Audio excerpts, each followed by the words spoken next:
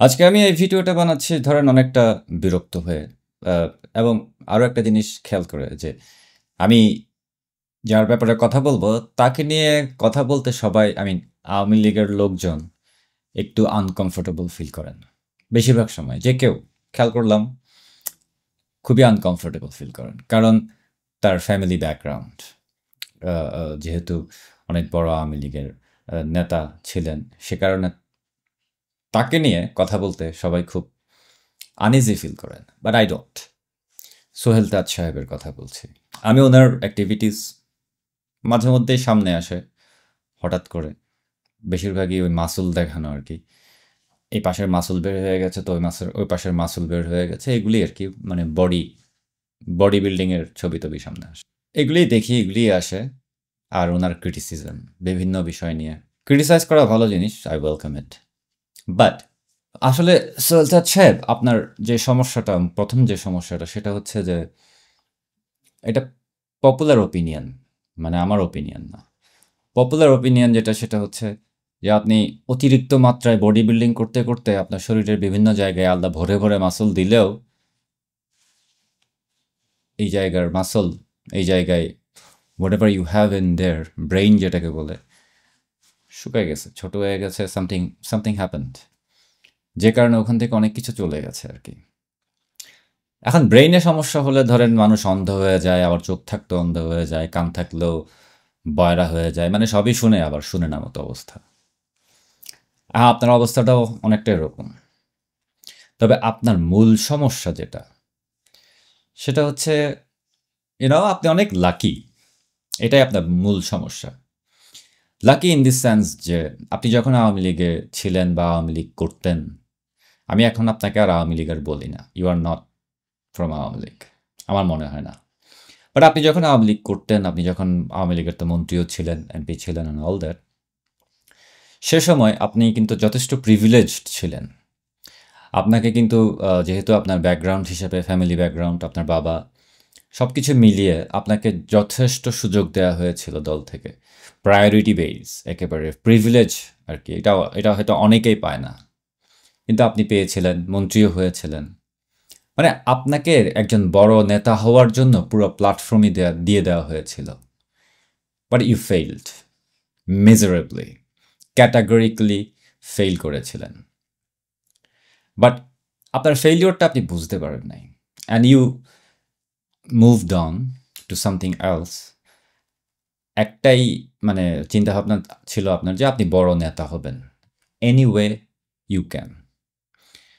So আপনি এই বড় নেতা হবার চেষ্টায় আপনি মানে এখনো চালু রেখেছেন আপনার একটা ইচ্ছা যে আপনি অনেক বড় নেতা হবেন, সেটা দলের পক্ষে বিপক্ষে যে কোনো জায়গায় গিয়ে, দরকার হলে জামাতের সাথে হাত মিলিয়ে, পাকিস্তানের সাথে হাত মিলিয়ে, মানে আপনাকে বড় নেতা হতেই হবে।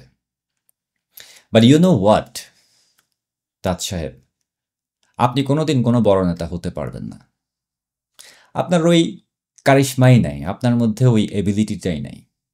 যদি থাকতো, আপনাকে যে পরিমাণ সুযোগ দেয়া হয়েছে, আপনার যে পরিমাণ প্রিভিলেজ ছিল বা আছে, একজন বড় নেতা হওয়া আপনার জন্য কিন্তু কোনো ম্যাটার ছিল না। এমন একজন আইকনিক লিডার হতে পারতেন যাকে সবাই ফলো করত, যাকে সবাই সম্মান দিত।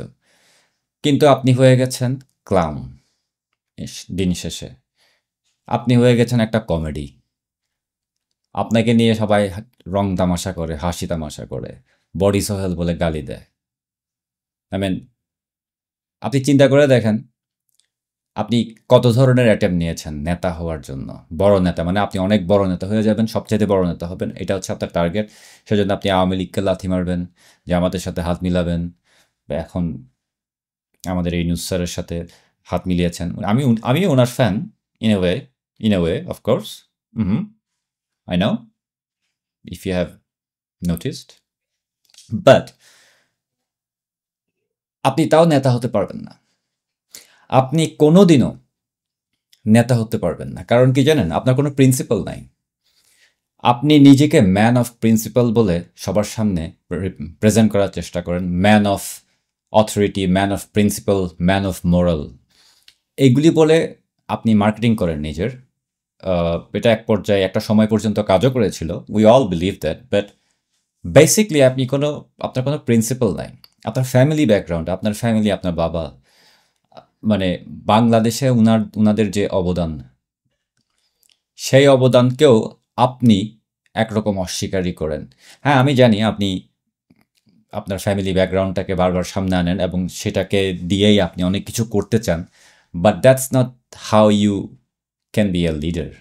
আপনি এভাবে লিডার হতে পারবেন না, ফর শিওর।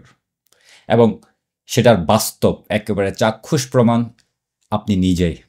এখন পর্যন্ত কিন্তু আপনি কোনো নেতা হতে পারেন নাই। হ্যাঁ, আপনার আশেপাশে অনেক মানুষজন, আপনার ফেসবুকে ফলোয়ার, লাইক এগুলি আছে, বডির মাসল দেখায় একটা ছবি দিলে অনেকেই লাইক টাইক দিবে এবং উদ্ভট কথা বললে অনেক, মানে দিজ আর নর্মাল থিং। আগামীকাল যদি আমিও ওই রাস্তাঘাটে গিয়ে একটু লাইফস্টাইল টাইপের ভিডিও টিডিও করি, শো অফ করি, দেখবেন যে আমার এখানেও আছে। যেমন বাংলাদেশে এখন অনেক টিকটকার, ফেসবুকার আছে না, ভিডিও লাইফস্টাইল ভিডিও করে, খাওয়ার ভিডিও করে, চলার ভিডিও করে। তারা yes, they are influencer, they are content maker, but they are not leader. আপনি নেতা হতে চেয়েছিলেন কিন্তু পারেন নাই, because you are not a man of principle. আপনার কোনো প্রিন্সিপাল নাই, আপনার কোনো কারিশমা নাই, এবং আপনার কোনো গোল নাই। You just wanna be a leader in any way you can. সেটা যার পায়ে ধরেই হোক, যার ঘাড়ে উঠে যেভাবে পারেন, দ্যাটস ইউর প্রিন্সিপাল। এবং এই ধরনের প্রিন্সিপালের মানুষ সাধারণত কোনোভাবেই কোনোদিন কোনো নেতা হতে পারে না। এটা হলেও তারা বেশি দিন রাখতে পারে না। লুক এট ইউ, আপনি সেটার বড় এক্সাম্পল। এই মুহূর্তে আপনার অ্যাক্টিভিটিস বা আপনি যা করছেন, very disgusting, but I am not surprised, because আপনার ব্যাপারে আমার এই ধারণা আজকে অনেক বছর ধরেই। বলি না সহজে, প্রয়োজনও মনে করি না। I am sorry mister Sohel Taj, আপনি কখনো নেতা হতে পারবেন না। Mark my word. Have a good one.